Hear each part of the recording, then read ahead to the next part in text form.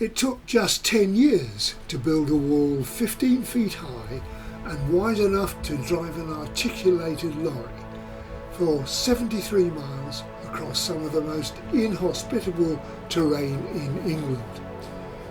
The engineers and soldiers who achieved this remarkable feat 1900 years ago did so with the most basic tools, no machinery except a surveying instrument for straight lines and right angles, saws, pickaxes, sickles, chains and ropes for moving heavy stones, spades for digging and mules for carrying the materials.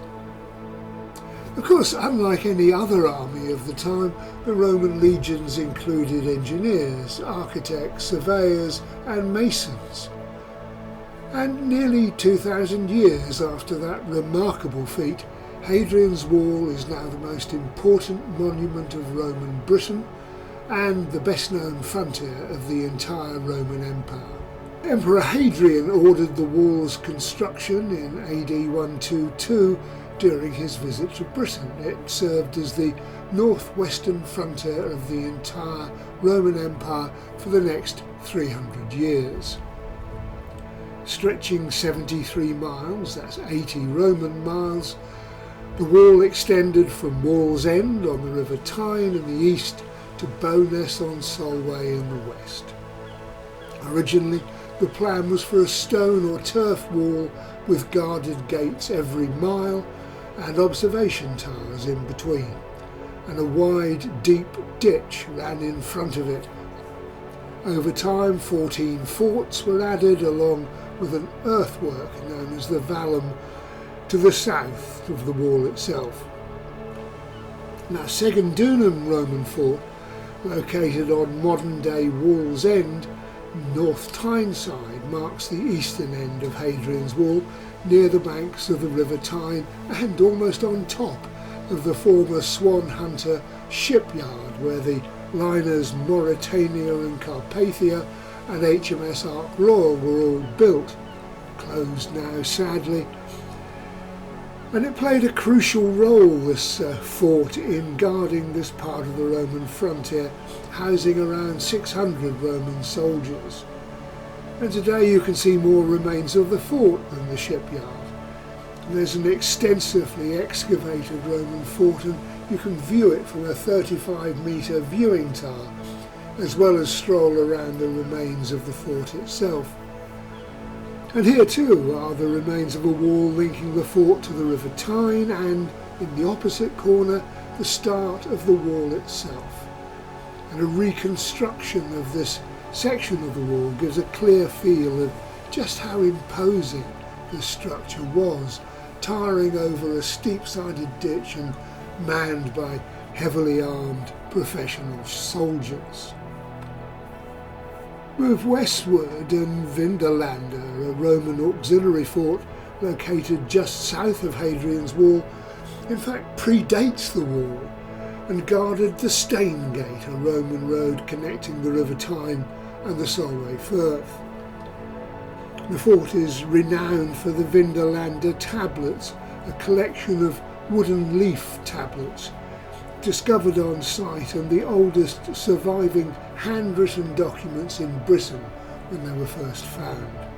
Excavations have revealed remnants of the military bathhouse, and both the fort and the adjacent vicus housing civilians and support staff, and they're still digging, and they will be for decades to come. Vindolanda's garrison consisted of infantry or cavalry auxilia, not Roman legions, and these soldiers grappled with guerrilla warfare, Britons who learned to hit and run, much like the Viet Cong harassing American soldiers in Vietnam. Vindolanda was part of a frontier zone along the Stane Gate Road, and you have to remember that, unlike the Berlin Wall, Hadrian's Wall was a permeable frontier. It regulated tribal movements and commerce between Roman Britain and its northern neighbours.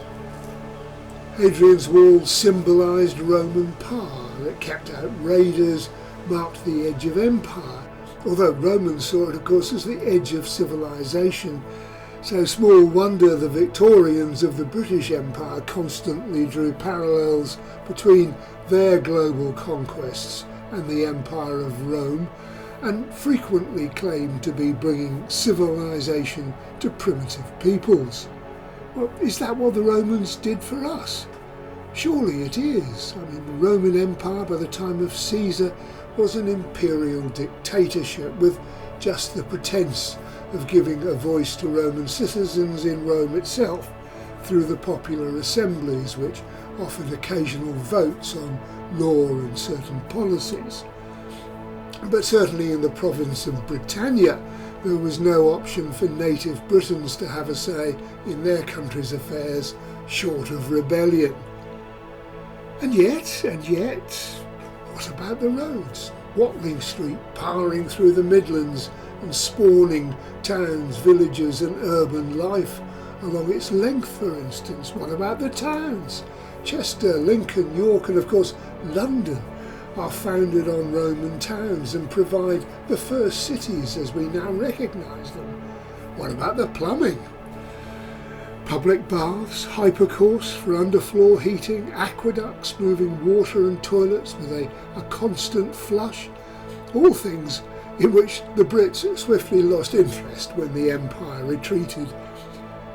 And what about civil servants? At the heart of the Roman success were civil servants, the number crunchers and collectors of both taxes and information, often embedded in the army. These were the people who ensured the success of empire in conquered countries like Britain. It was probably a civil servant who advised Emperor Hadrian that Rome had ventured as far north as resources and supply lines would allow at a reasonable cost. It was probably a professional soldier who suggested the most cost-efficient way to sustain a border at the edge of empire was to build and garrison a 73-mile-long wall.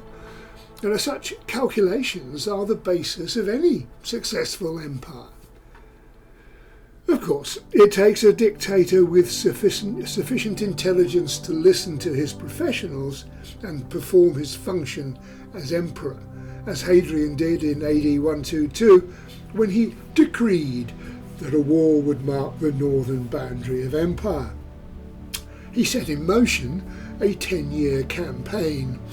Roman legions, disciplined and skilled, set to work. They quarried stone, they dug trenches and meticulously laid each block. The wall would stretch from coast to coast. Now, Hausted's Roman fort, also known as Verca Vicium, is situated high on a dramatic escarpment topped by Hadrian's wall itself. The fort offers stunning panoramic views of the surrounding landscape, at least when mist and drizzle isn't sweeping across the hillside, as it was when we visited. Now, this is one of the most complete Roman forts in Britain and was garrisoned by auxiliaries, which included both infantry and cavalry units. Rome liked to subcontract its peacekeeping forces, and 800 men were stationed on this bleak, damp and windy hillside. Although the location allowed it to command views of the surrounding landscape, making it an ideal defensive position. Hausted's was home to the first cohort of Tungrians, a Belgian tribe, and the Frisians from the Rhineland. These Germanic or Frisian warbands were non-Roman troops, different from the standard garrisons of auxiliaries found elsewhere along Hadrian's wall. And perched up here, the Romans still insisted on all the necessities of civilization as they saw it. You can explore the barrack blocks, the hospital and other structures. Notably, Hausted boasts the oldest surviving Roman toilets.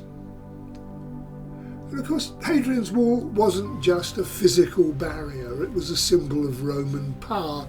It kept out raiders and marked the end of civilization as they knew it, and watchtowers dotted its length and soldiers stood guard day and night, life on the wall was tough.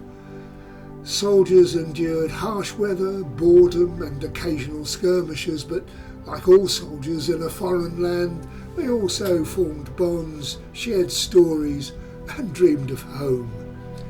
And if you want to get a grip on the people who inhabited the forts and structures of Hadrian's Wall, the Roman Army Museum just down the road from Hastings is an authentic and captivating tribute to Rome's extraordinary military legacy.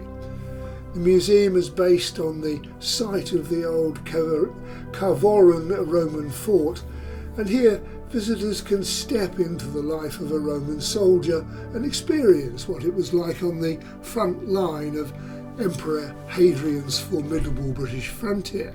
The museum features interactive displays, astonishing artefacts and an award-winning film called Edge of Empire.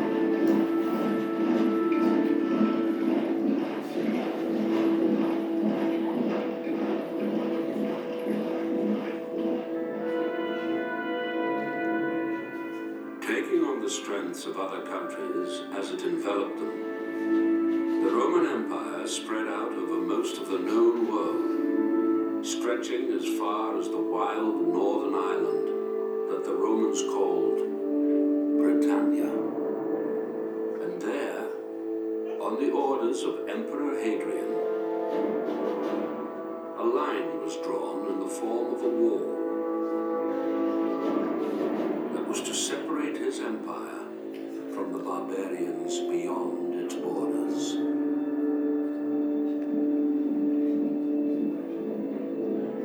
For the soldiers of Rome who travelled on the main road to man the border, this wall was the frontier that marked the edge of their world. It enables the viewer to soar like an eagle across the Northumberland landscape, over Hadrian's Wall and through 1,000 years of history. There's drama as well, as the film follows the challenges faced by ambitious soldiers like Aquila, their rise through the ranks, and the realities of defending the honour of Hadrian's Wall. 3 galleries, each offering unique insights into Roman military life, allow the visitor to step into the life of a Roman soldier and experience what it was like on the front line of Hadrian's formidable British frontier. You can learn about the structure of the Roman army and the empire's expansion, providing some understanding of the sheer size, stretching from Hadrian's Wall south to the Sahara Desert. You can discover more about Emperor Hadrian himself and the civilized world of Rome's rulers, accompanied by a large commissioned artwork depicting the conquering and building of the wall. Daily life on the frontier is explored, including training, religion, leisure, and some unique artefacts. There are life-size replicas illustrating various aspects of Roman life, including armour, weapons and Roman artillery. And, drawn from around the rest of the empire, soldiers stood guard for nearly another 300 years after the wall was built, until Rome redefined its borders once again, this time excluding all of Britannia, a shrinking process that marked the end of that empire. And after 400 AD, Hadrian's Wall fell into disrepair. Much of its standing masonry was removed during early modern times and used for local roads and farmhouses, and as a result none of the wall stands to its original height today, and the once mighty frontier forts along the wall crumble into ruin. Yet its legacy endures. Tourists explore its remnants, archaeologists unravel its secrets, and poets find inspiration in its stones. Hadrian's Wall, more than just a barrier of stone, it's a bridge across time, connecting us to the past and reminding us of the resilience of those who built it.